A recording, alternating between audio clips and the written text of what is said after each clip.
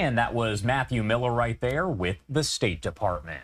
Now, Israel has destroyed a rocket launching site placed by terrorists inside of a humanitarian zone in Khan Yunis. The Israel War Room posting this right here on social media earlier, saying that the Israeli military took measures to prevent any harm to civilians before destroying the weapons that were set up by Islamic Jihad terrorists. Israel adding this is more evidence of terror groups embedding weapons inside Gaza's populated civilian areas, quote, endangering civilians and using them as human shields. A lot to discuss here, so I do want to bring in Fleur Hassan-Nahoum, the former deputy mayor of Jerusalem, currently Israel's special envoy for trade and innovation. Thank you so much for taking the time to be here with us today to discuss all of this. Thanks, Josh. All right, so first off, I do want to talk about this latest post here from the Israel War Room as the information is coming in from the IDF. What do you make of all of that? Because it sounds like we are hearing about this a lot, where these humanitarian zones that are supposed to be off limits have weapons right there, basically surrounding civilians. Well, Josh, this is Hamas strategy 101. They have a few lines of their defense strategy. The first one are our hostages, and the second one are their own civilian population. This is what they do. Soldiers now, since the beginning of the war, have been going into empty houses and finding that almost every house is either on top of a tunnel shaft or is hiding weapons in children's beds. This is not new. The fact that they don't respect the humanitarian zone is not new. This is exactly who they are. They don't respect any rules of war. And in fact, they count on their own civilian casualties to get sympathy from the world and to get the world to pressure Israel to stop the war, rather than doing what could have stopped the war months ago, and that is releasing our hostages. And so in this post that you're seeing right there on your screen, they do say Islamic Jihad terrorists. So how do they compare to Hamas? Are they essentially the same? Are they different? Same bag of snakes, same people, same methods. They have absolutely no conscience, no moral conscience, no ethical conscience. They will use their own people for them as war fodder. That's what they do. And Islamic Jihad, I want to remind everybody, was the organization that sent a rocket that landed on Al-Shifa Hospital when everybody blamed Israel for the first few hours. But it was actually a rocket that Islamic Jihad had sent, which had fallen short of getting into Israel and fell onto their own hospital. So this is who these people are. There's no surprise here. You're not dealing with people who play by any rules, who actually care about their people protecting human life. They see human life as expendable. And this is what we get. Rocket launchers in humanitarian zones. I'm not surprised, and nobody in Israel is surprised either.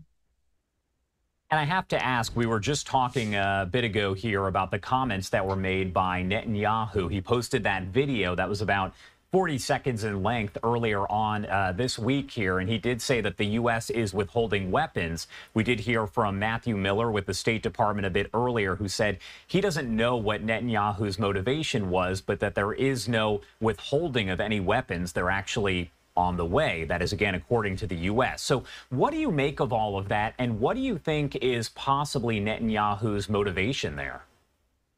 Well, first of all, I'm very happy to hear that the weapons that Israel needs to fight this defensive war against an Islamic jihadi terrorist group that is actually an existential threat to our country are on the way.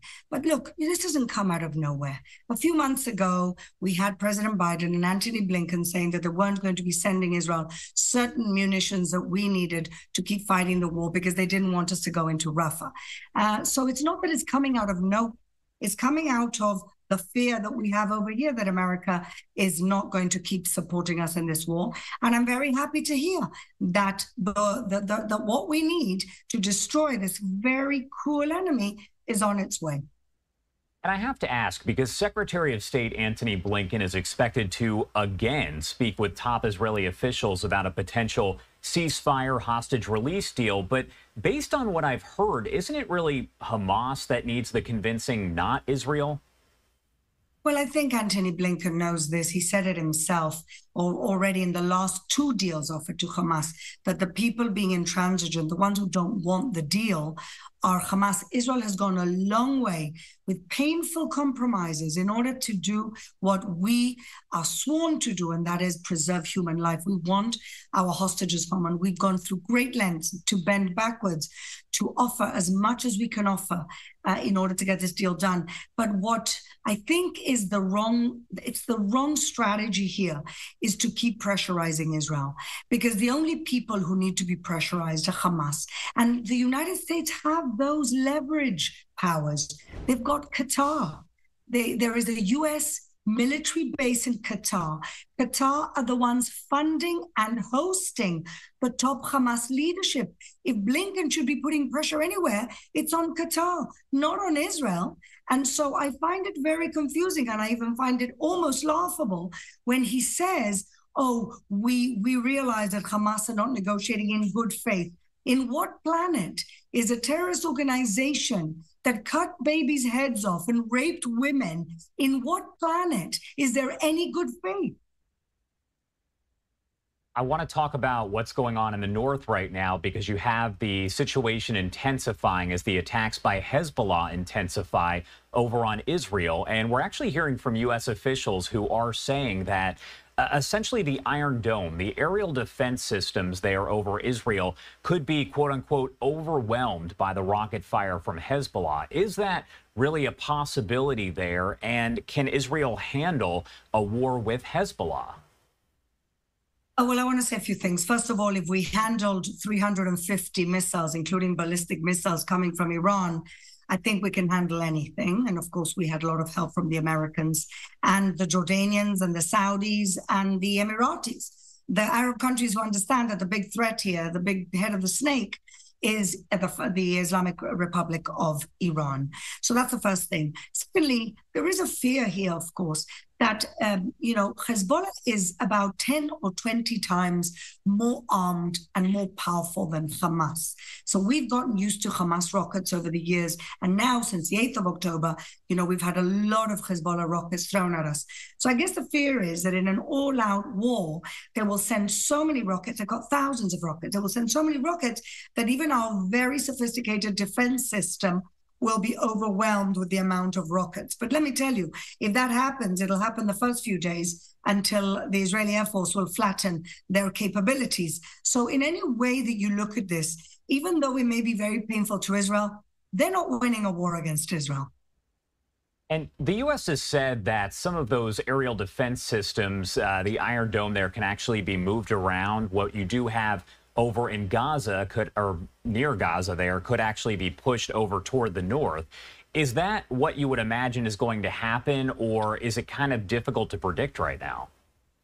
Look, I'm no military expert, but I can tell you that if the experts are saying that that can be done, it can be done. I want to remind everyone that in the 1948 war, the war for our very survival and existence, when the state of Israel was declared by the UN, and the 4 Arab countries around Israel came to attack, to exterminate the state of Israel. We had like 4 tanks, and those were moved around the country, and we still won that very unlikely war that nobody thought we would win. So I'm confident that the Israel of today will overcome any threat that it experiences. And my last question, as we talk about all of the different terrorist organizations that are in that area, we know that Canada has now officially declared the Islamic Revolutionary Guard Corps as a terror group. Can you explain who the IRGC is and its ties to Iran? Well, the IRGC are the regime's essentially defense and attack force. They have been given the power, the responsibility by the regime to protect the regime. It's different to a country's armies. They're there to protect the Islamic Republic of Iran. They are the Iranian arm of their terrorism. And essentially, I think it's a fantastic step by Canada. I congratulate them, and I urge every sound-minded country, including the UK, that still haven't subscribed them as a terrorist entity, to do so. All right, Fleur, thank you so much, as always, for taking the time to join us and break down the latest developments there. Is there anything else that you want to add about any of this before I let you go? Look, ultimately, I keep saying this, but we are fighting a civilizational war against the Republic, the Islamic Republic of Iran, and all their proxies. And they have a very clear agenda. Their agenda is to get America out of the region, and their agenda is Islamic Jihad and bringing the world back 500 years. And we're all in the same fight. We're the first line of defense, but we're all in the same fight. All right. Thank you so much for taking the time to join us here. Stay safe, and we appreciate it. Thanks, Josh. And I do want to bring you to this post here from COGAT, as they do provide an update for yesterday. This is the humanitarian aid summary. They say that 436 humanitarian aid trucks were transferred to Gaza, 324 aid trucks via the Kerem Shalom crossing, 74 aid trucks via Erez West, and 38 aid trucks via the maritime route there. So again, you're looking at some of the information that is coming in from COGAT.